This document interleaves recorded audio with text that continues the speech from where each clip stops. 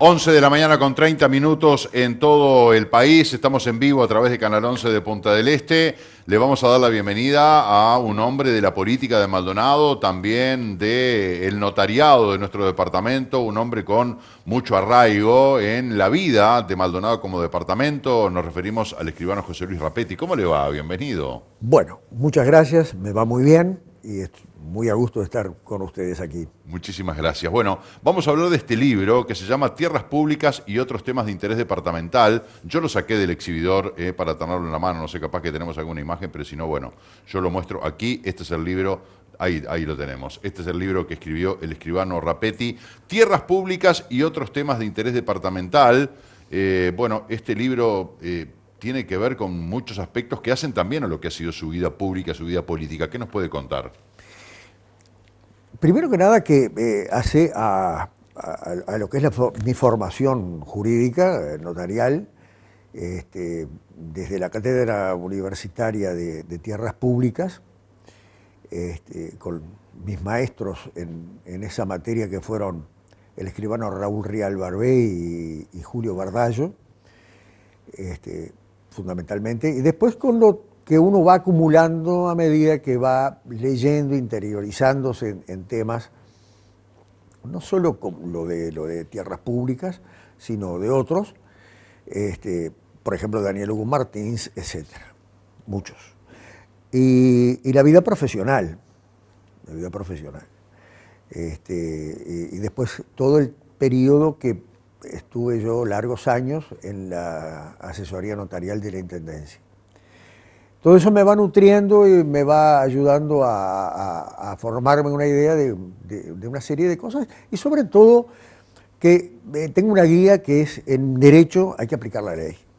Entonces, porque muchas veces los caminos parece que se bifurcan hacia interpretaciones doctrinarias o a otros, yo diría, confusiones que se prestan por no conocer directamente la ciencia del derecho y cómo se puede armar toda la interpretación de un texto y la armonización con otros textos, sea constitución, leyes, decretos. En fin. Y además, acá hay una cosa que es una visión que uno tiene ya más desde como hombre del interior. Normalmente todas estas cosas nos vienen de las interpretaciones de un cúmulo de temas que nosotros acá abordamos, porque no solo tierras públicas, hay muchas cosas más. Aquí hay tres grupos bien diferenciados, ¿verdad? Estos temas que son de interés que arranca con tierras públicas y el Congreso de Intendentes, sigue con tributación departamental sobre inmuebles rurales, sigue sobre impuesto de primaria, etcétera, etcétera. Y después tenemos las exposiciones que yo había hecho siendo edil departamental y el edil en la Junta Local Autónoma y Electiva de San Carlos en otros periodos anteriores. Más artículos periodísticos que había escrito tanto en el diario La República del Este, en el tiempo que salió, como en el diario Correo de Punta del Este. Bueno, entonces esas cosas uno las va asociando a lo que puede ser un interés departamental y tomar esa visión nuestra para que cuando uno lee, sepa que esto es lo que nosotros tenemos de realidad y lo que nosotros podemos hacer a partir de esa realidad. Porque si no se conoce la realidad es difícil proyectar otras cosas. Y bueno, fundamentalmente eso. Y además que hay algo, Pujares, que es que, así como también ha pasado con algunos profesores de historia, jóvenes, que han escrito obras sobre historia, que profesores de nuestro medio, además, con cuestiones que son destacando a los actores locales o los actores regionales de la vida política y de los acontecimientos históricos del país. Porque normalmente viene de Montevideo, entonces uno siempre dice, sí, pero aquellos que eran otras personas, que no teníamos la vinculación, no podían tener nunca la misma óptica para para ver los acontecimientos.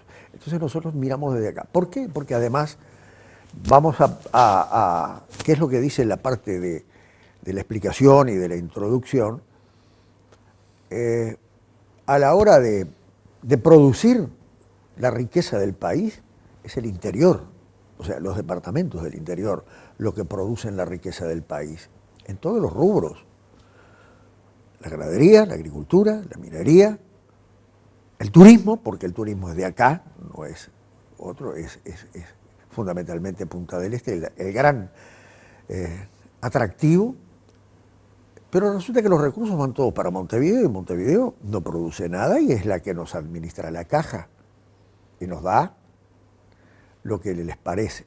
Entonces hay que ver un poco también esa cuestión, digamos, de política que tiende hacia la descentralización efectiva de la vida del país. Todas estas cosas están de alguna manera expresadas en algunos de los distintos temas. Pero más o menos por ahí tenemos eso. Aquí este libro podríamos dividirlo en grandes temas, ¿no? Tierras municipales, Congreso de Intendentes, patentes y autonomía, megaminería y medio ambiente. Yo le quiero preguntar, porque usted habla del tema de las tierras y del conocimiento, de la normativa, de la ley, para no incurrir en errores. Muchas veces vemos que de repente la legislación no se ajusta a la realidad por desconocimiento o por el no saber que hay determinado aspecto vinculado a ese proyecto que de repente puede ser inconveniente. ¿Usted cree que falta una conciencia real del conocimiento de todo esto por parte de, por ejemplo, los ediles? Yo no sé si es que falta. Yo pienso que no debe de faltar mucho, pero sí es necesario que cuando se tratan temas específicos de una ciencia, sean las personas que cultivan esa ciencia. Así como si mañana tenemos que hacer una consulta por una cuestión de la medicina, tenemos que preguntarle a los médicos, o de arquitectura a los arquitectos. Entonces, debe de prevalecer el conocimiento especializado para responder. Así que en ese caso puede haber gente que opine sin tener conocimiento. Pero esto está ocurriendo mucho porque además, Pujares, hay un problema con las redes sociales, donde mucha gente opina y se producen determinadas tendencias de interpretaciones o de afirmaciones que no tienen el sustento, en este caso el sustento legal, y bueno, entonces se distorsiona un poco las cosas. Pero yo pienso que todo se encausa después cuando lleguen a los carriles normales. Por ejemplo, si hay que resolver un asunto por vía judicial, el Poder Judicial es el especializado en esa materia para resolver los conflictos de intereses que se pudieran presentar. Pero puede haber. Yo integré mucho la comisión de las distintas comisiones en la Junta Departamental, y en la Comisión de Legislación, en el periodo anterior, que éramos varios profesionales del derecho, abogados, escribanos, pero también había gente que no. Y todos con una excelente disposición y respeto por lo que eran las... Por la academia. Por la academia, exactamente. Ahora, esas cosas después se tienen que traducir en las normas que la propia Junta Departamental apruebe. Y bueno, evidentemente, es el andar. Tiene que haber una sintonía. Exacto, sí, sí. Megaminería y medio ambiente, ¿es compatible? Bueno, ahí todo esto se generó, inclusive el artículo, porque se originó en la exposición esta por un hecho que el país vivió ahí por los años 2012, 2013, 2014, que fue el advenimiento de un proyecto que se llamó Proyecto Valentines, de explotación de minería, de megaminería a cielo abierto. Sí, era parte de Durazno, parte en 33 en la zona de Valentines. Hay una zona de Durazno, inclusive hubo compras de campos en Durazno para poder desarrollar el proyecto. La inversión fue grande, se le llamó Proyecto Aratirí, pues se le conoció así, pero además no era una cuestión sencilla porque la extracción de las eventuales riquezas mineras de hierro que existieran, necesitaban unas perforaciones. El fracking. No llegaba el fracking en este caso, creo, porque no puedo opinar mucho de la parte técnica, pero sí de lo que estaba descrito que eran los pozos, el pozo enorme que se hacía, la gran fosa, que era como de 400 metros de profundidad. Seguramente habría que llegar a un fracking, posiblemente, pero toda la extracción, todo lo que significaba la explosión para hacer los pozos, también impactaba sonoramente en el medio ambiente, no solo para las personas, sino para el ganado, los animales en general, que sufrían todo ese tipo de cosas. Pero después estaba el mineroducto que había que hacer para la exportación. El mineroducto estaba proyectado desde el departamento de 33 hacia lo que hubiera sido el puerto de La Coronilla, que después se varió cuando en el gobierno de Mujica, que iba a ser en el puerto de Aguas Profundas en la zona del Palenque, ¿verdad? Que hay una profundidad natural muy importante allí. Que, bueno, todas esas cosas inciden en el medio ambiente. Ahora, no quiere decir que no se pueda hacer, porque el hierro lo usamos todos. Ahora, hay que armonizar y hay que prever los impactos y cómo se soluciona, cómo se corrige cualquier impacto negativo que pudiera haber. Para esto y para otras cosas. Pero lo fundamental, que creo que lo que me preguntaba, los gobiernos departamentales tienen competencia, como lo tiene el gobierno nacional. No son competencias que se contrapongan, son competencias que hay que armonizar cada cual en su medio. Lo que no podía tratar de impedirse fue lo que hicieron los vecinos de los departamentos de Tacuarembó y La Valleja, que inclusive las juntas departamentales de esos dos departamentos, ante situaciones similares, hicieron una manifestación y una prohibición de la explotación de minera a cielo abierto, como era en este caso. Entonces, hubo desde Montevideo gente que negó porque decían que no había competencia de los gobiernos departamentales para esto. Sí que lo tienen. Y además hay una cuestión natural.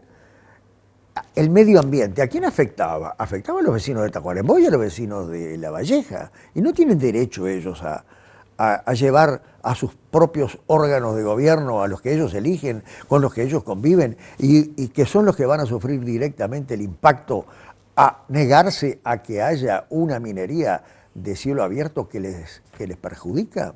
Claro que sí. No lo puede decir nadie de otro lado qué es lo que estamos sufriendo nosotros en carne propia. Tal cual. Yo decía que, bueno, para todo esto, las regulaciones, las normativas, justamente los gobiernos departamentales, los poderes legislativos departamentales, que son fundamentales para regular y que se pueda avanzar, porque yo le preguntaba si es compatible la megaminería con el turismo o con el medio ambiente, mejor dicho, y bueno, sí, haciéndolo responsablemente sí, porque si bien todos necesitamos de esos minerales o de lo que se extrae de las minas, bueno, también hay que hacerlo compatible con el ambiente para no generar consecuencias que después sean irreversibles, ¿no? Es un tema que además muy también delicado. Tiene que ver con una cuestión de derechos humanos también. Porque en el caso de los derechos humanos de tercera generación, que es otro tema que está ahí en una de las exposiciones, creo que la primera que está en la exposición en la Junta Departamental, también el medio ambiente es uno de los aspectos fundamentales, porque nosotros no podemos destruir el medio ambiente en beneficio de nuestra generación, sabiendo que después vienen las generaciones futuras.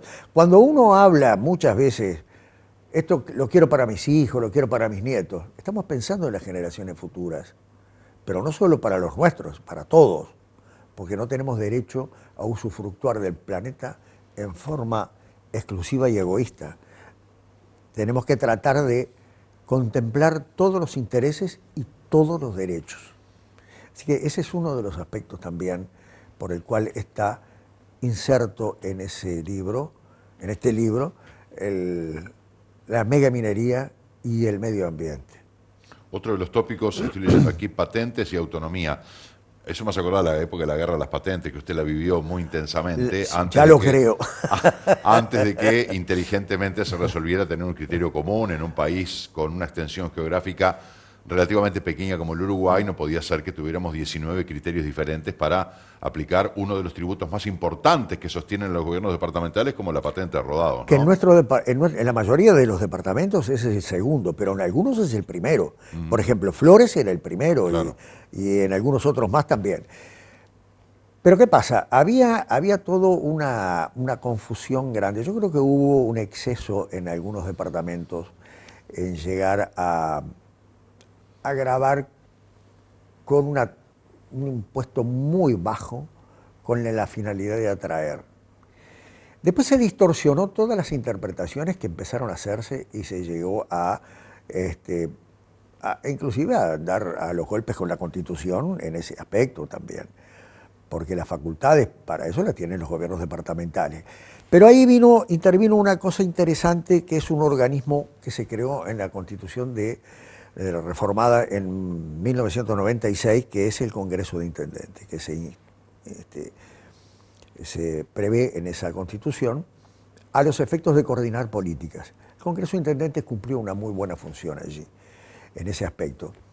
Se les impuso algunas cosas. Yo tampoco estoy de acuerdo con la ley que creó el SUSIBE, que impuso que el que no se ajustara a ese criterio iba a ser sancionado con un descuento de las asignaciones presupuestales previstas en la Constitución y que deben de estar en la ley de presupuesto, y que se les iba a descontar por no acatar eso. Eso me pareció. No está bien. No, eso no está bien. Eso es una presión. Eso es una presión. Pero además, inmiscuirse en autonomías. ¿No? Pero que además reitero, producimos la riqueza nacional.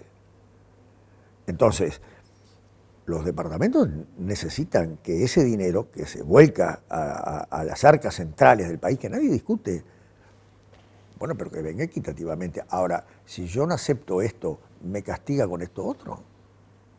No, eso estuvo mal. Pero los criterios no estuvieron mal para tratar de unificar. Pero también hay otro detalle, no todos los autos tienen el mismo valor. Porque ¿sobre qué se aplica? Se aplica sobre los aforos de los vehículos. Está bien, pongámonos de acuerdo que el impuesto se aplica sobre el aforo. Ahora, ¿cuáles son los vehículos que tienen un mismo precio? Y son solo los 0 kilómetros, los demás los fija el mercado. Y hay departamentos en los cuales usted vende un auto usado a un precio y en otros a otro. Entonces hay que tomar en cuenta esas cosas que no se tomaron. Pero ahora ya está. Ahora ya está, hay que corregir. Lo que haya para corregir se corrige. Claro. Y bueno. Pero tenemos esa patente única nacional que me parece que terminó con aquella... La patente era única literal nacional, la guerra de patentes. Sí. Literal. Aquellos departamentos que hacían campaña electoral con las patentes, yo no me olvido. Pero recuerdo que también el gran problema se originó con la Intendencia de Montevideo. La Intendencia de Montevideo tenía una ineficiencia muy grande en muchas cosas y recurrió a un cobro excesivo y pretendía que los demás se ajustaran a los cobros de ella. Y ese era un poco el quid del asunto. Entonces se llegó a los extremos de perseguir a los vehículos empadronados en el interior en forma absolutamente injustificada. Eso no se puede hacer. Pero bueno, lo hicieron.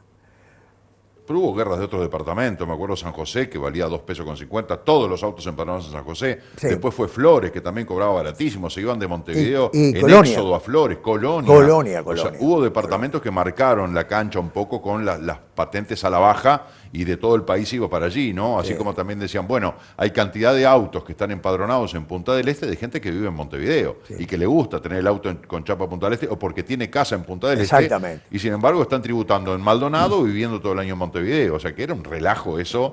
Había que ponerle el cascabel al gato. De todas maneras también hubo interpretaciones erróneas desde el punto de vista jurídico con respecto a la naturaleza del tributo. es un impuesto y no una tasa como se llegó a decir. Hay diferencias claras que están establecidas en el Código Tributario, en la definición de impuestos y en la definición de tasa, como la de contribuciones de mejora, que son los tres tributos que están establecidos en el derecho tributario. Ahora, a raíz de eso se dijo y se escribió cualquier cosa, porque inclusive economistas que uno pensaba que podían tener un poco de mayor criterio, dijeron que era una tasa por desgaste del pavimento. No, señor. Porque si usted va al análisis, y eso está establecido acá en este libro, al detalle, también cobramos una tasa de pavimento en la planilla tributaria, no tiene nada que ver, porque usted va a cobrar el tributo, el impuesto de contribución inmobiliaria en un pueblo del interior que tiene calles de tierra por desgaste del pavimento. Hay un montón de cosas. ¿De qué pavimento se desgasta? El de hormigón dura 80, 90 años como tenemos acá en la Rambla y como tenemos en otros lugares. Ojalá que lo cambien pronto, porque afloja hasta los dientes. Uno arranca en la parada 1, llega a la parada 24 con todo bien, flojo. Pero usted vio la consistencia que tiene. Sí, ni que hablar, ni que hablar. Esto pero le dura todo ese tiempo, ¿no? Ahora, no es lo mismo concebirlo como una tasa, porque además también la tasa es una contraprestación. Si usted va a pedir un certificado a la Intendencia para que le acredite tal cosa, ese certificado tiene un costo, pero es un servicio que le prestan a la Intendencia. Esto otro no. Tal cual. Lo que grava es la riqueza puesta de manifiesto por un vehículo que tiene un valor económico. Está claro. Medible. Rapetti, la verdad que un gusto recibirlo aquí en el programa, conversar un rato con usted, bueno, hurgar un poquito en este libro que después lo vamos a leer más en detalle, así que gracias por venir. Pero le quiero agregar una cosita, si me permite. ¿Cómo no? Hay una de las exposiciones, es en la Junta Local Autónoma de San Carlos. Ahí hay bases para un programa de desarrollo de la zona costera, de la jurisdicción de San Carlos. Está previsto. La construcción completa del camino Medellín, que se ha hecho ahora, recientemente. El puente en el arroyo San Carlos, en el Paso del Guerrero. Un aeropuerto en la zona para evitar los problemas que hay de traslado, que usted viene de Buenos Aires o de San Pablo a Laguna del Sauce y demora más en salir de Laguna del Sauce en auto hacia José Ignacio, que terminó haciéndolo un hotel privado, porque era necesario tener un lugar ahí. Y otro puente más, que era el que estábamos requiriendo para poder cruzar y no utilizar esos dos puentes y el tubo que hay sobre la barra. Eso fue en 2010. Está el expediente en la Intendencia, en esos momentos no se pudo hacer y bueno, finalmente ahora se van a hacer. Pero quería dejarlo dicho porque al final también hubo una previsión. Fue votado por unanimidad en la Junta el local de San Carlos. ¿no? Ese perfil de escribano de Rapetti, decir, quiero dejar constancia, quiero dejar el dicho aquí en este programa para que conste. Muchas gracias por venir. Bueno, gracias a ustedes, muy amables, y aquí les dejo esto Muchísimas gracias. Para poderse entretener en algún rato. Cómo no, y para informarnos de buena calidad. Bueno, de buena por favor, muchas gracias, han sido muy amables. Un placer recibirlo. Tenemos que hacer rápidamente una pausa, 11:53 de la mañana, ya venimos.